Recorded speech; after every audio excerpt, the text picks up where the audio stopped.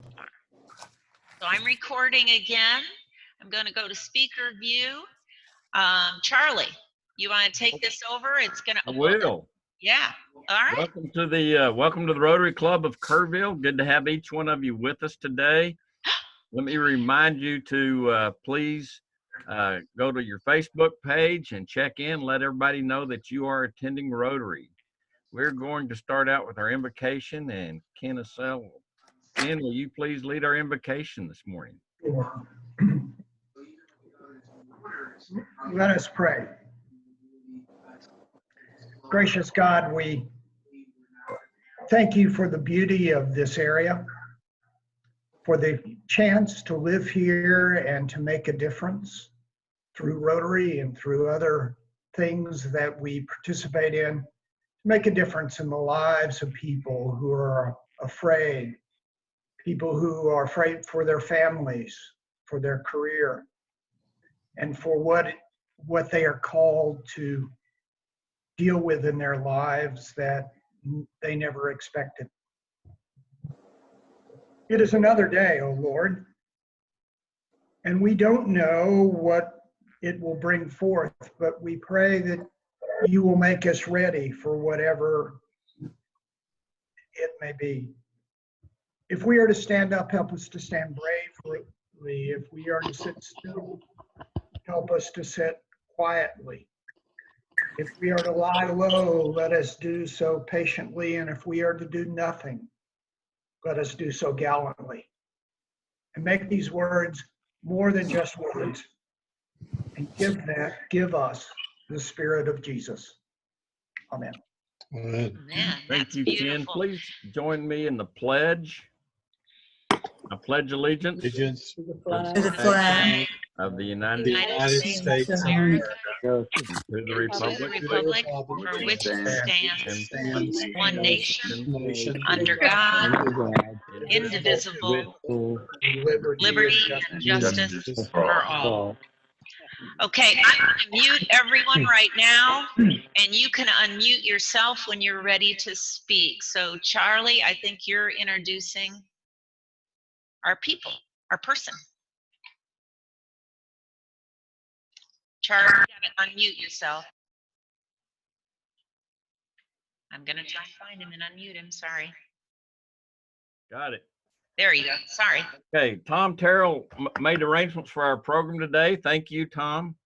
Our speaker is one of those individuals that doesn't need an introduction. I'm confident everyone knows him.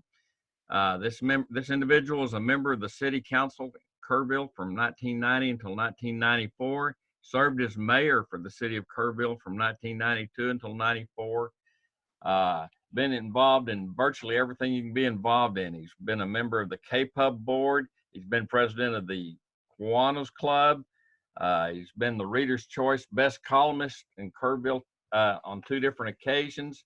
Been on the board of directors for Playhouse 2000, president of the Symphony of the Hills Association, board member for the Kerrville Folk Festival, and board member for the Kerrville Area Chamber of Commerce, including the chair of the Chamber of Commerce in 2009 and 2010. Also a recipient of the Bill Dozier Citizen of the Year Award in 2010. He's been active in the printing business here in Kerrville with Herring Printing since the company was established in 1964. He served as general manager since 1994. He is married to Carolyn Herring since 1982. They have 2 children, Joe III and Elizabeth Ann. Joe is also a Tybee High School graduate and a University of Texas graduate. So with that, we're going to ask Joe Herring Jr. to take the floor. Joe, please step up. All right. Hey, everybody. It is good to see everybody. I mean, I have missed seeing faces, and it's good to see so many of you. I know this is a different world. This is my 2nd or 3rd Zoom meeting. The previous ones have been with Dr. Bill Rector, and he knows that I have a hard time doing Zoom, so this is going to be exciting. In my collection, I have an old invitation from January 30th, 1926, to the very first Rotary Club meeting, which was held at the St. Charles Hotel here in Kerrville. And if those guys could see us now, they would be impressed. All right, I'm making sure everybody can hear me. So if y'all hear me okay? Can you hear me? Okay. You bet. I would like to show y'all some pictures. As everybody knows, I'm all about the pictures. I just love old photographs. And I want to make sure this works. I think it's going to, but in a second, I'm going to ask and make sure that you can see my pictures. All right, I've got to do one little thing here. Okay, now I'm going to try it. And Charlie or Christy, make sure, let me know that this is working, okay? Here we go.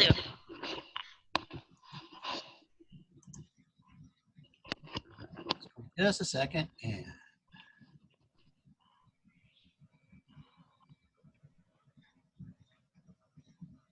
can y'all see that? Now we can. You're there. Yes. All right, good.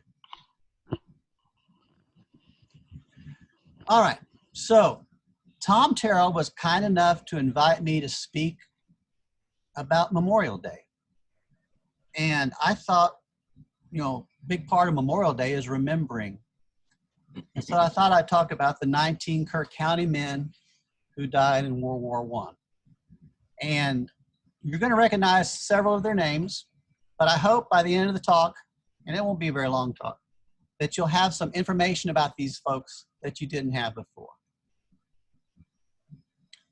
This is the Kirk County War Memorial. We all drive by it all the time. It's on the lawn of the Kirk County Courthouse.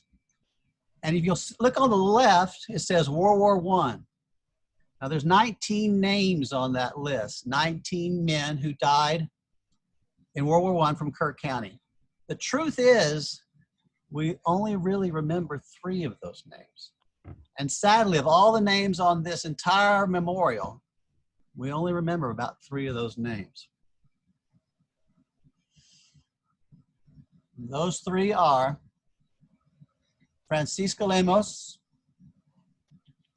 Earl Garrett, and Sidney Baker. When newcomers come to town and I'm talking with people who haven't been here very long, they'll ask me, who was Sidney Baker or who was Earl Garrett? I say, well, who do you think they were? And most of the time they'll say, well, they were a founder, or they were someone rich, or they were someone famous.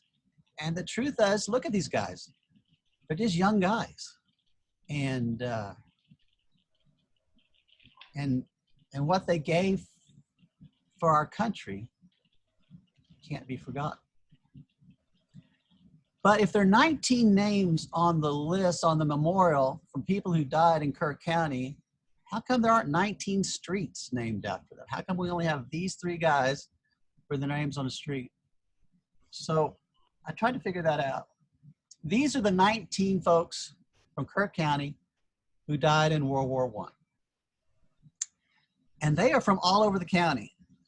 You look down toward the bottom, there's a guy named Harvey Merritt from Pebble, Texas, a place that doesn't even exist anymore.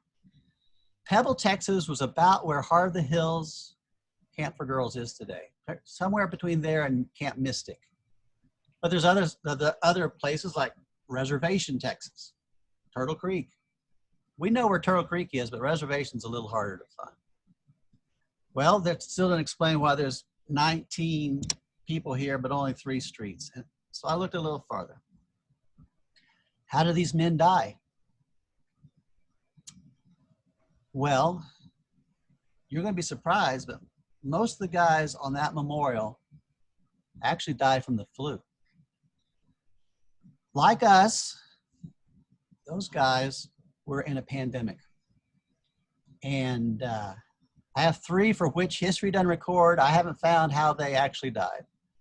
But if you add in the flu and other illnesses, it's a majority of the men on that memorial didn't die in battle. They died in the service of their country, but they were far from the battlefield when they died. In addition, 2 of the guys, Edwin Kaiser and George Wells, Edwin Kaiser actually died after the war was over. He died in November 1918, at the end of November. in France, but the war was over. And then George Wells, down at the bottom, he wasn't in France. He was actually in Kansas, and he died from complications of appendicitis. And he died before the war, before America was actually part of the war. So that may explain why they're not included. I don't know. But here's the other thing I noticed. Of all the men on that list, only 4 were from Kerrville. And George Wells actually died before the war. We were actually part of the war. So if you take away George Wells, you're left with 3 guys: Sidney Baker, Victor Earl Garrett, and Francisco Lemus. And that's why I think these guys were honored in 1919 and the other ones weren't. Here's some stuff you may or may not know about those guys. Francisco Lemus. He was the oldest of the 3 men who died that were honored, dying at age 30. He signed his draft registration card with an X, which generally meant the person could not read or write. And that was more common in 1918 than it is today. He served with Company G of the 168th Infantry, 42nd Division in the St. Mihiel sector. I thought some of you war historians might want to know what company he served with. The day he died, he was walking across a smoky field with his Kerrville friend, Emmett Rodriguez. And here's a picture of Emmett and Francisco together. Now, Emmett Rodriguez is from a prominent Kerrville family, related to Matias Rodriguez, who just recently passed away, who was a pastor here for decades, and descendant from Polly Rodriguez, Jose Policarpo Rodriguez, who was a pioneer scout, an Indian fighter, and Methodist preacher. Here's something poignant about Francisco Lemus. He was singing when he died.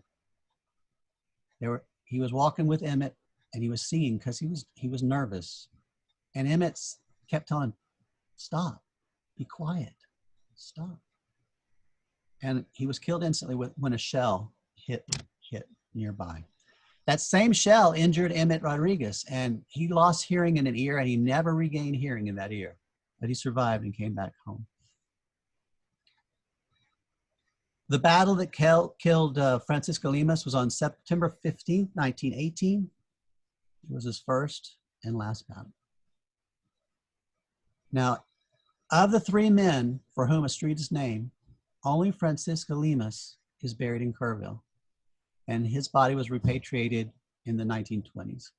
He's buried in that little cemetery, Mountain View Cemetery, which is next to the stadium.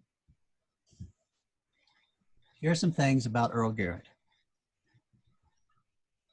Earl Garrett was a student at the University of Texas and among the first student there who volunteered. He was a student at the University of Texas Law School. His father, W.G. Garrett, was a judge here, so he was studying, I guess, to take up the family business. He was only 24 when he died near Exermont, France. He was a 2nd lieutenant and a member of the 28th Infantry Regiment, 1st Infantry Division. He was leading a charge on a German position when he died on October 4th, 1918. And he was posthumously awarded the Distinguished Service Cross for that action. I've included a little picture here of the class of 1912. That's the entire class. Victor Earl Garrett's right in the center, front row. Good group of kids.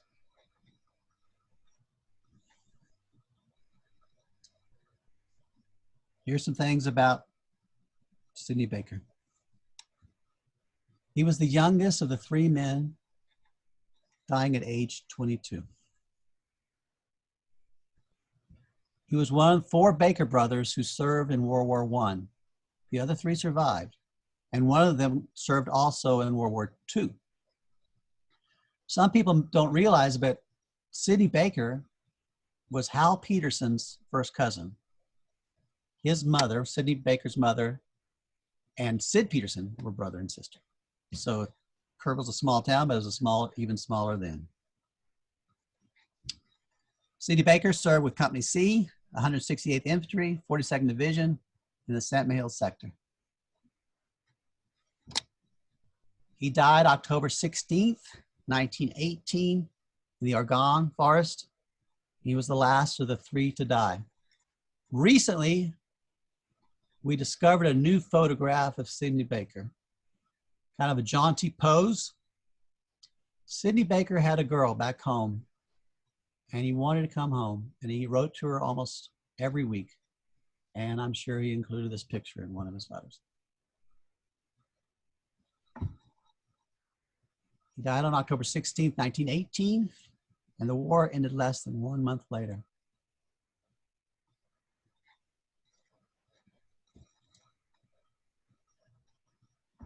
A lot of people, when they drive by that monument, don't know anything about the men on that list. I actually personally knew one man who died in the Vietnam War, Robert Glenn Chenault, the first one listed. He went to our church. He was a friend of our family. But all the other men, I know family members, but I don't know them. Some people think, or would be surprised to know, that this is not the only war memorial in Kerrville. There's another one. This is it. This war memorial was dedicated July 4th, 1938, 20 years after the end of World War I. Those women in the background are Gold Star mothers. I can see Sidney Baker's mom, Earl Garrett's mom, and the relatives of a lot of the other men that are listed there. Now, some of you may know where this monument is, but it's at the intersection of Broadway and Water and, to some degree, Travis. Right there, kind of across that complicated intersection from the Union Church on the edge of the Schreiner College campus. Here's what the plaque reads. Because this might be hard to see on your screen, I'm going to go ahead and read it. This park is dedicated to the memory of the men of Kirk County who, answering the call of their country in the World War, gave their all, even unto death, 1917 to 1918. Monday's Memorial Day, and I know y'all are a patriotic group, and I know that you will spend a moment remembering those you knew who served, and those who served and who didn't come back, those who in your family that served and didn't come back, and I will too. But I hope this brief talk will have told you something about 3 men who we use their name all the time, and they were real guys, young guys, who died in France. And that would be my brief presentation. Thank you. All right, Joe, do we have questions for Joe?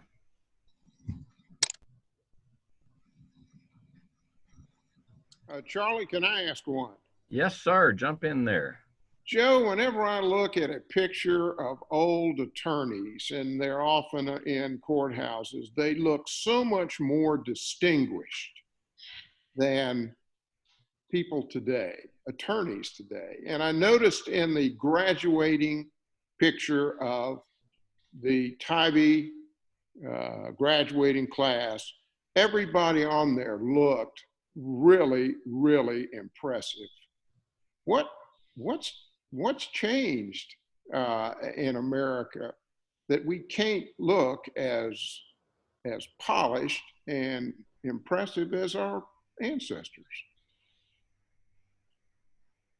Well, it's my opinion, there's 2 things. First off, people don't dress as nicely as they once did. None of us are wearing a suit today.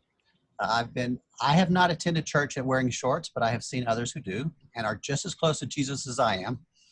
But there's another thing too. Photography was rare in those days. Everybody didn't have a phone camera in their pocket. And so to get your picture made took a little time, took a little effort, took some money. And I think people were a lot more serious when they posed, when they stood still, when they stopped for just a moment because they knew something important was being recorded. And that's just my opinion. But what do you think? Is that close or?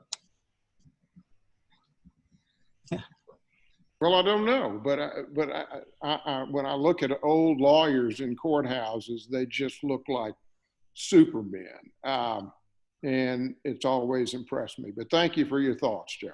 You're welcome. Thank you for including me. This has been interesting. I'm glad y'all are meeting every week, and it's actually very good to see so many of your faces. I've enjoyed just scrolling through and watching y'all fall asleep while I was talking. That's what I did. If you see in the chat, Joe, there's a question from Howard Freeman. I'm gonna look like I pulled up the chat.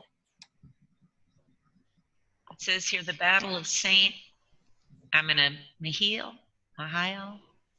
I'm not an expert on World War I, but the first American-led offensive of the war was right at the end, and all three guys died in the same offensive.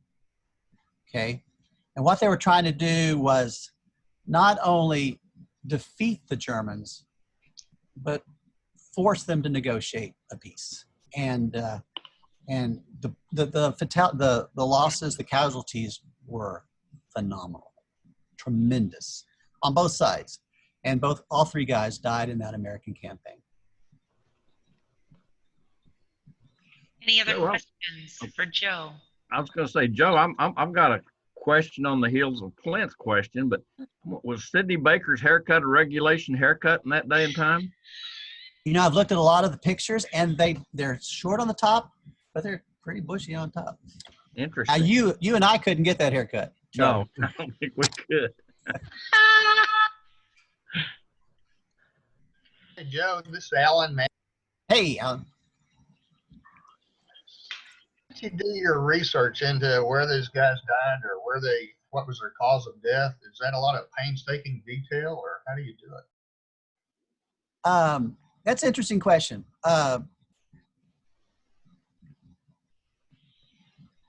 Two of the guys, Sidney Baker and Francisco Lemos, joined something called Company D right here in Kerrville. And they paraded around, you know, they practiced here and they marched here and they left from here. And they were on the same boat to France together. They were actually in the same Company D to begin with. And that became part of, I think, an Iowa division somewhere. That Iowa Company Division regiment published a book, and it has everybody in that Iowa. I'm sorry, I'm not giving the right organization, the military, but how they died, where they died, when they died, and who, and then the address of someone that was related to them, so you could write to them and say, "I was there, I remember," and that's been a great resource. Earl Garrett was in a different division, and he's easy to track because he won the award for bravery. He won, remember, I'm pulling it up real quick, the Distinguished Service Cross. And you win that, they keep a lot of, they tell a lot of detail of your service. And but I mean, I've written about these. I wrote about these guys on the exact 100th day. 100th year after they died, and so I'd done the research before, but that's where I got the information. Thank you. Joe, we had Dennis Glenn. We can ask the question: where are Sidney Baker and Earl Garrett buried? They're buried in France, and I should have written down. I could look it up. They're buried in France. At an Allied cemetery, and they're in the same cemetery. They died about a week apart in the same campaign, so they're buried in France in an Allied cemetery. I could look it up. I'm trying to look it up for you so I can tell you exactly where. And I've had people who've gone to France who've sent me photographs of both of the graves, and some of the other ones that for whom there is no street name, like the young man named Dowdy is buried there, and I think the Merritt, young man from Pebble, is buried there as well.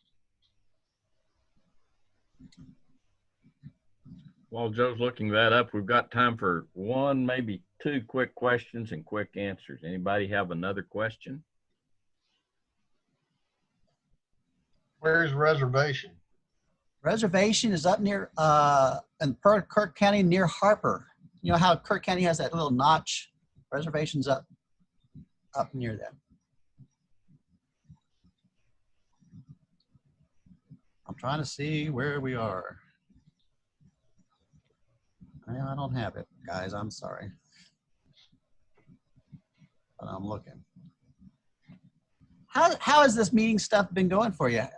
I bet it's been interesting seeing everybody, but also I'm glad you're still together as a club because the Rotary Club has been such an important part of Kerrville for so long. We have a question from Scott Bolton. It says, my daughter wants to know what happened to Sydney Baker's sweetheart. There's a true story there. She wrote him a Dear John letter, and it about broke his heart. And he wrote his mom, hey, just tell Daphne that we'll work it out when I get back. And she eventually married someone else, and they were not happy together, and they divorced. So it wasn't a happy life for her. A question from Bill Richter. Is the memorial wall at the Callow not hold on, I guess it is. I guess that would also be a war memorial. I'm sorry. Yes, that's a third war memorial here. Okay. Okay, let's see where we're. Quick comment from Bill Tucker. You know, FM 479 out on the west is called Reservation Road. And I had always wondered why Reservation Road. I thought it had something to do with Indians or something. So you just straightened me out. Thanks. You know, and it was called that way because they reserved a portion of one farmer's or rancher's field to build a school. And so that was the reservation. Huh, cool. I know it's strange. Anybody else? Right. With that, Joe, thank you very much. We appreciate your program today. We appreciate all the service you've provided to our community. So thanks for all you do. Well, thank you for the kind invitation and thank you for your attention. I appreciate it. All right. That was an interesting program. Thanks very much. Always Okay, learn moving on. Did we? I always learn something new. We have to have Joe back every year because I always learn something new. That's true. I agree. Okay, moving to Families in Rotary. Stephanie Miller. Yes. Let's see. I think Carolyn Northcutt's on here, but I just want to tell her what a feel-good story that was about her she sent a ring to a lady who had dementia and had lost it, and just heard that story and just wanted to say what a sweet, sweet moment that was. Thank you, Carolyn. And congrats. Thank you, Stephanie. Thank you very much. It was a pleasure. It was not a task, and Bob Litz was very much involved, but we're really happy the little lady is not spending her last days hunting for her little ring. Hunting for it. I know. It made my heart so happy. So thank you. You're welcome. Congrats to Cole Myers. He received the inaugural TFND, Tybee Fight Never Dies award. That award is given to a boy and a girl athlete that embodies the spirit of Tybee Fight Never Dies. And I just wanted to say congrats. And Robin had a birthday this week, so congrats to Robin on that. And then I'm going to brag, and I'll send you $5, but my daughter got a 4.0 this semester at Texas Tech. And I just think that is incredible. I never received that. So I'm very, very proud of her. And she also started an internship at the Hill Country Youth Ranch this week. So very, very proud of her. Very well. All right. We do have one other individual, and I don't know whether Jeff Anderson's with us today or not. I know he had another procedure in San Antonio earlier this week, and he was hoping he might be back here in time to participate in today's meeting. I'm here, Charlie. Oh, good, Jeff. Well, welcome home. I hope you're feeling better. Well, I'm not home. I'm still in the hospital. We're going to have another procedure tomorrow, but I sure appreciate those who've reached out to me and expressed their concerns and offered their prayers. And I'm doing better and hopeful I'll be home later this week. So thank you. And we're same time making good headway on the Youth Citizenship Awards. Yeah, I was going to ask you to touch on that, please, sir. Hopeful. Well, this year we can't do the presentations in school as there's a variety of different ways that each of the 8 schools are doing it. But we will be having the news article that promotes all the achievements of these 16 kids, and it should be out next week, perhaps Tuesday, if the current schedule sticks to its current date. So that will then put us in a position to have, and we're sending, by the way, for those that we couldn't make presentations to, we're actually sending an official letter with that article, so each of the families will have it. And then, of course, we'll have the articles for the luncheon that we're planning on August the 5th there at the Kroc Center. All right, and I believe certificates are also going out to those individuals. Yes, each one will get a certificate, a letter, and and the article, plus their invitation to the luncheon. So we're on track to complete the program. We've got 16 outstanding kids that opportunity to really go through all of their achievements and reflections and dreams this last year. And our community should be very proud of these are certainly some of the best that we have that are graduating from elementary school, but they're, I think, exemplary students are indicative of the quality of kids we have here in Kirk County. And they come from all different types of backgrounds. Very well, Jeff. Well, thank you for taking care of that project. Moving on, we also, Jeff Harris, are you with us today? I am. You want to talk a little bit about the golf tournament, please, sir? Absolutely. June the 15th, Monday, 11 o'clock registration at Comanche Trace.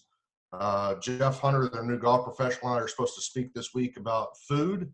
Hopefully we might be able to do something like that with social distancing at some tables outside. So, right now we're up to 21 teams if everybody plays that signed up for it. And just really excited that we're going to get out and enjoy some good golf and raise money for a good cause. Have you got all the foursomes now in place, Jeff? 21 of them, if everybody shows up. Okay. How do we get the money to you? I'm sorry? Hey, Jeff, how do we get the money to you to sign up? Oh, I'll collect it from Roy Boudreau. I think he's good for it, George. Okay. No, it's I'm going to probably be back in the bank next week, or you can pay at registration as well, George. It's it doesn't have to be done right now. Okay, good enough. Thanks. And if Christy's there, which I know she will be because she's a trooper, she can actually do the cube or the square or the swipe or whatever you call it if you need to do it with a credit card. Good. Thanks. Yes, sir. And Charlie, I'll send $5 too for this, but last year we did this program and we all kind of got up and talked a little bit about our heroes that we know. And if y'all remember, Roy Boudreau got up and spoke about his friend Pitzenberger. And there's a movie that they made. It's called The Last Full Measure. And if y'all haven't seen that movie yet, do it. It's Roy's in the movie. He's not in the movie, but he's recognized at the end.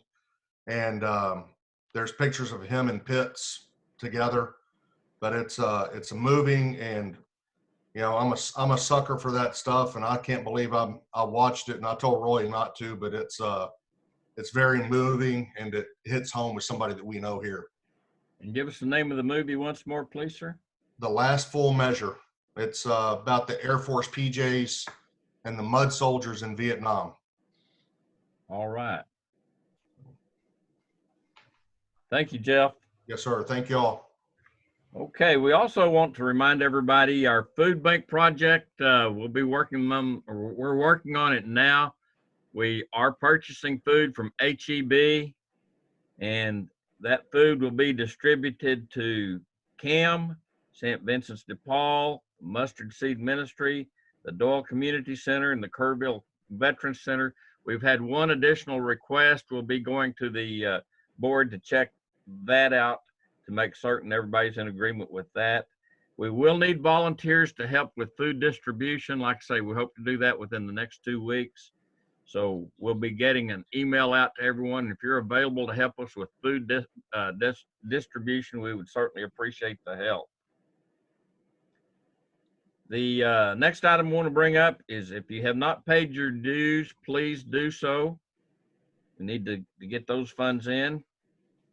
And then on June 24th, we will have our installation of officers. Our new board will be installed at that time. And Tammy will be installed as your new chair.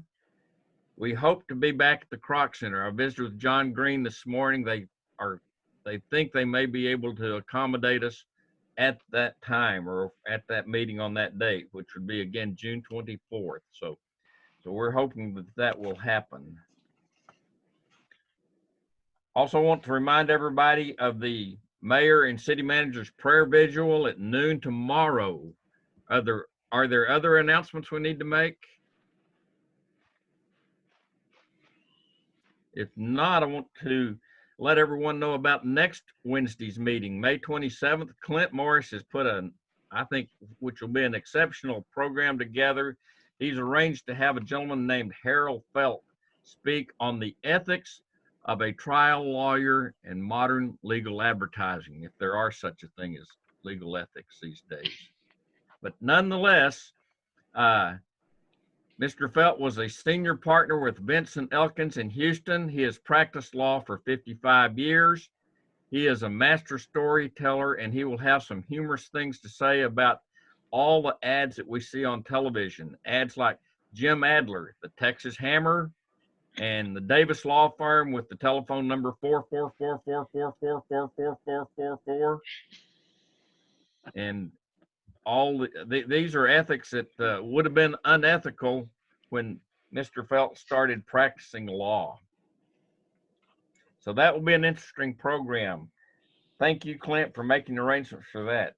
Anybody have anything else today? If not, please join me in the four-way test of the things that we think, say, and do. Is it the truth? Is it fair to all concerned? Will it build goodwill and better friendships? Will it be beneficial to all concerned? Have a productive week. We are adjourned. Thank you. Bye, everybody.